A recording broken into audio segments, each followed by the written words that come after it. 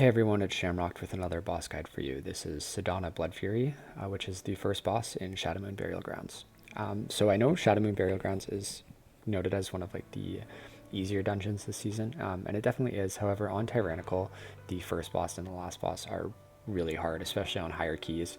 I don't think they get enough credit for how hard they are to heal specifically. Especially on a week like this with Grievous, which just makes everything a little bit tougher and it makes you consume more mana. These are some pretty tough fights, so I'm going to show you what I did here, and hopefully it'll help you out. Unfortunately, this isn't one of those fights where I can tell you to do exactly what I did, because it will be a little bit different every time, and that's actually what makes this first boss very hard, is that her spell queuing gets really crazy around like 50-60% health, so she kind of just like doubles up her AoE ability, which can really catch you off guard if you're not watching for it.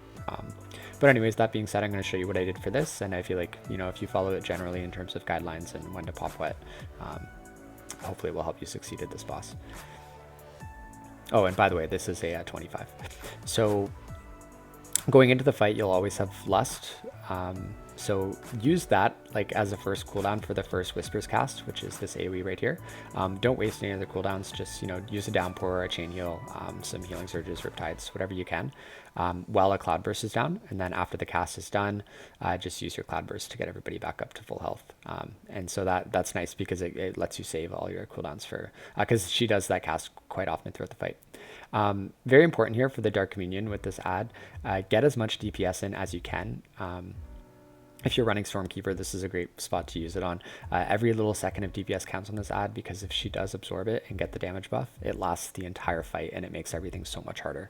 And if she happens to absorb 2, then you're pretty much toast. There's no way you can recover from that. So she also gets a burst of health when she absorbs it. So going into these Eclipse, make sure that you use Ghost Wolf after everyone's topped up, so that you get the Spirit Wolf DR if you're talented into that, which you should be.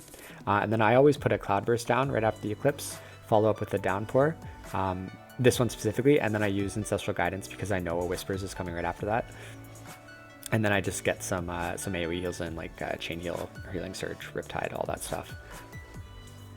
So thankfully, that first part of the fight is pretty much always going to be the same. The spell queuing doesn't get crazy until after that, so you can always pretty much count on that healing cooldown combo. Alright, so after this Communion, theoretically she should go into the Eclipse, but I have a feeling that she decides to do the Whispers again.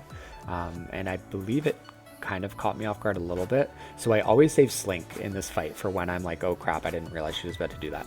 And Slink will just, you know, with the tank's health, it will probably help keep everybody up. Yeah, here we go. So this one I was like, oh crap, here she goes. So popped Slink down. And then just do what you can to keep everybody alive. It's, once again, this is one of those fights where you don't need to keep everybody full health during this AoE. You just need to make sure that nobody is low enough that they're going to die. So, you know, prioritize your healing targets, pick the lowest health people first. And then once the cast is done, you have a little bit of time to top everyone up before the next Eclipse. And then you'll see there, once again, going into Ghost Wolf to mitigate some of the damage. And because she just did the Whispers cast, I know that she's not going to do it right away. So you have a little bit of time here to heal people up. That being said, I think I had a really nice Cloudburst up for that, so I pretty much healed everybody up right after that anyways. Oh, so look, actually she did do another Whisper, which is kind of crazy that she does the AoE so much instead of just cycling through the 3 abilities.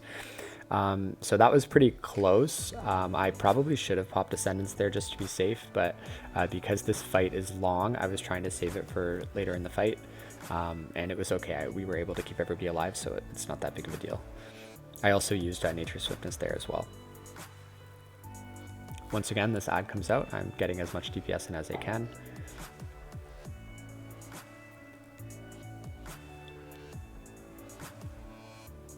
And now I'm pretty sure she's going to do the Eclipse, which, once again, this is like kind of what's going on in my head as I'm doing the fight. So I was pretty sure she's going to do the Eclipse. Everybody's topped up, so I go into Ghost Wolf, get that DR. Then I pop a Trinket, a Racial, I get Cloudburst down, and I start healing everybody up because I know she's about to do that Whispers cast again.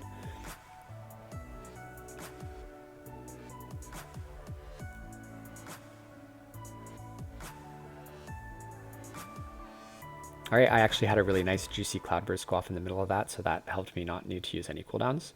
And then I see for the next Whispers, I'm going to have a G up again, Ascendance or Healing Tide. So because I have so many cooldowns, I should definitely use one, and I'm pretty sure I do.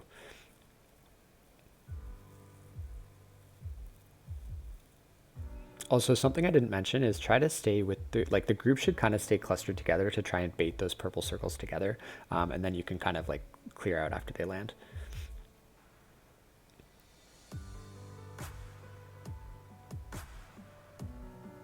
So that was really tight. We almost had our absorb one, which probably would have been a wipe right away, but we didn't. So here we go. I popped AG, Nature Swiftness Chain Heal, some Riptides, and then I probably use a Downpour at the end to get everybody up.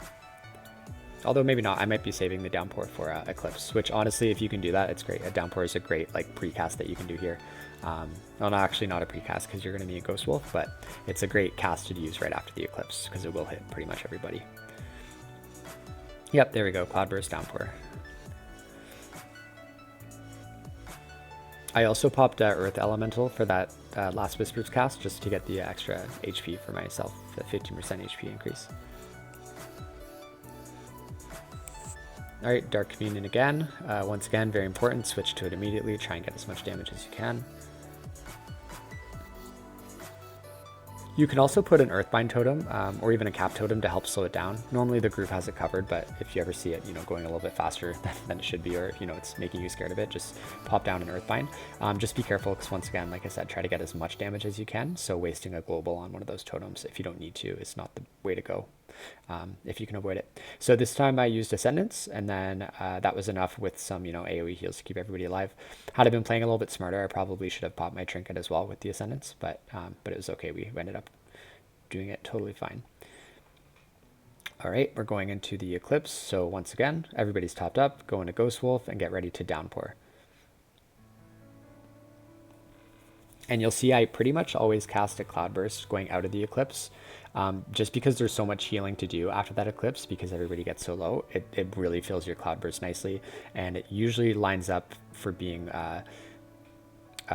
it'll usually burst, like it lines up to burst during the next Whispers cast if there's a Whisper right after the Eclipse. However, once again, because the spell queuing is weird, sometimes she will cast the Communion like this. So we're almost done here. I think we kill this ad, and then she goes into a Whispers cast probably right away, but I think we kill her in the middle of it, so I just do what I can to keep people alive there for as long as I need to. Yeah, there we go.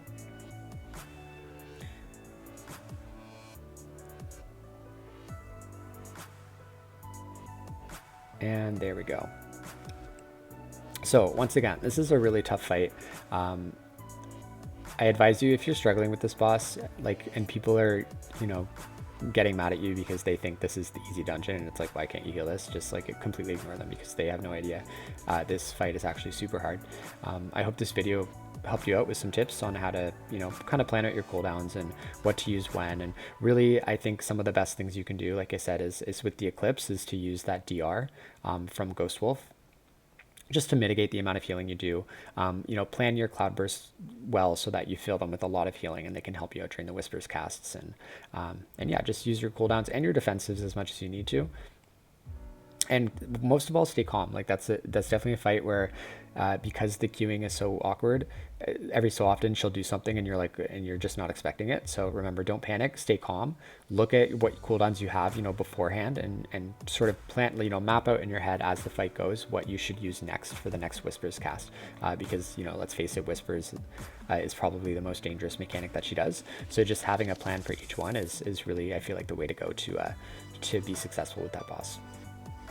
Anyways, best of luck. We're almost done with this Tyrannical Grievous week, and hopefully next week will be a little bit easier for us. But in the meantime, I hope you guys are successful with the rest of your keys, and I'll see you.